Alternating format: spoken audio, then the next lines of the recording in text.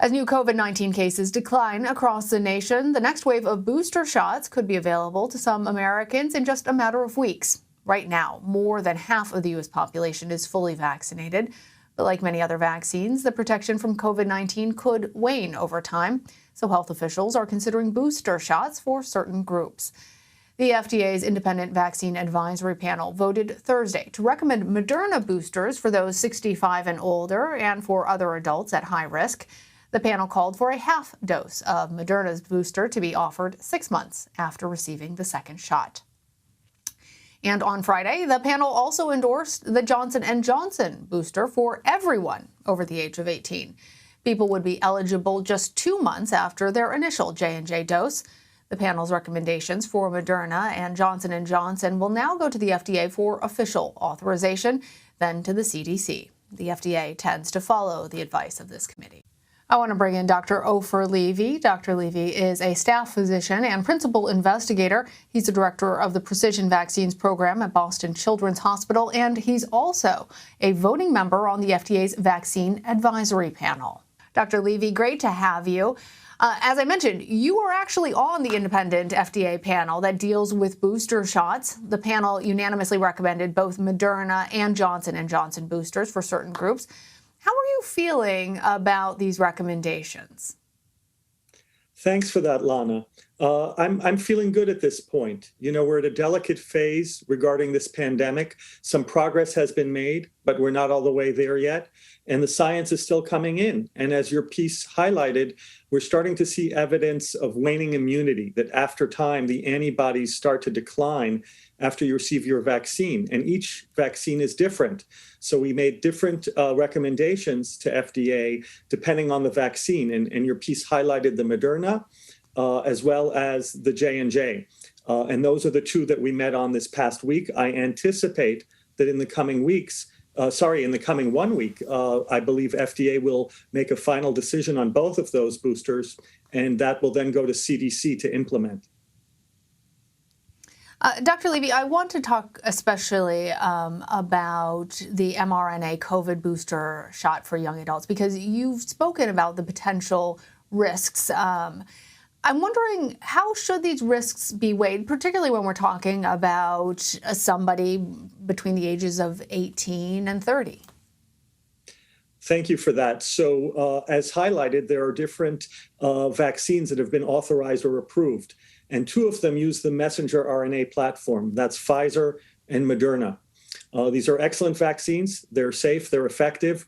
As we are considering boosters, as your piece highlighted, we are recommending the boosters right now for older individuals, 65 and up, younger with comorbidities that put them at higher risk, or people whose profession or institution puts them at high exposure to COVID, and not necessarily all the way down for all Americans 18 and up. And the reason we came to that recommendation is that as you get into the younger and younger age groups, we do see some unusual, but now increasingly established side effects of the mRNA vaccine in young individuals, particularly young males. There's a small but real risk of heart inflammation. We call that myocarditis. It usually self-resolves. But the risk is there. And as you get into the younger age groups who are less at risk for severe COVID, we didn't feel at this stage a booster was indicated. Hence the 65 and older, unless you fall into one of those other more vulnerable populations. Now, I want to be really clear, because you know these are three different types of vaccines, and a non-mRNA, which does not have that same risk of myocarditis, is Johnson & Johnson's vaccine. And unlike Moderna and Pfizer, these boosters are being recommended to all recipients. Can you tell us more about what this means for people that had that one-dose Johnson & Johnson shot? Thank you. So the J&J shot is a different platform. It is not an mRNA vaccine. It's an adenovirus vaccine. They took a different virus, not coronavirus, and they made it so that it can't make more of itself. It can't really cause an infection, but it can deliver the DNA that encodes the coronavirus spike protein. You make the antibodies against the spike, and that protects you. And the J&J vaccine, safe and effective, but we are seeing a reduction in antibodies across time, and with the spread of the Delta variant, more and more breakthrough with J&J. And as we reviewed the clinical data, it became apparent that this is really a two-shot vaccine and not really a one-shot vaccine. And so it's going to be, I anticipate, we recommended to FDA a booster for all Americans 18 years and up. And I anticipate maybe as soon as this coming week for FDA to make that final determination, in which case all Americans 18 years of age and older who received J&J #1 will now, at least 2 months afterwards, receive J&J #2. That would be the recommendation that I expect. Very, very interesting and helpful points that you're making there. That it unlike Moderna and Pfizer, it has previously just been a one-shot, and now we should be really thinking of Johnson and Johnson as a two-shot for everybody who receives that first one. 2 months later, go get your booster. And if you're concerned about our mRNA vaccines, that this is a different type. Also, just to help to assure people who may still be vaccine hesitant about the importance. Correct. And all three vaccines. of these vaccines are safe and effective if used the way the federal guidance is recommending. Very, very good.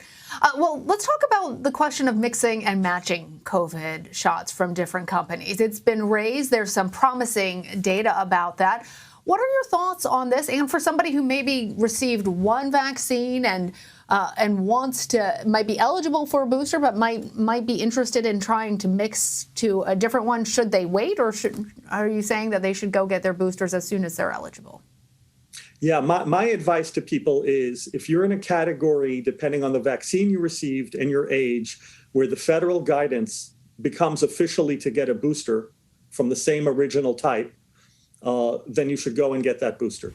We're in the midst of a pandemic. We're not out of the woods yet. We're entering the winter months. We don't know what this winter will look like. But still, I mean, infections are going down and the daily death rate is going down, but we're not out of the woods yet.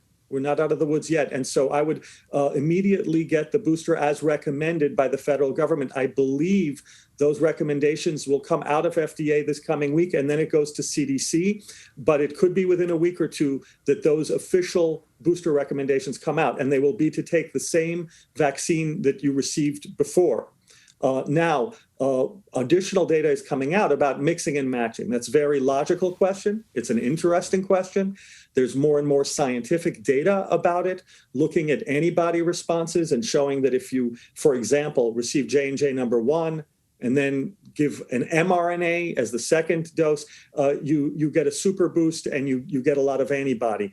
That looks promising, but we don't have the clinical data yet, enough clinical data on that in terms of safety and efficacy. And so I don't expect that FDA will issue guidance on that in the coming to, and there's no way to get a mixed dose short of misrepresenting to your healthcare provider what your first dose was. So I would not recommend that. I would recommend following the federal guidance.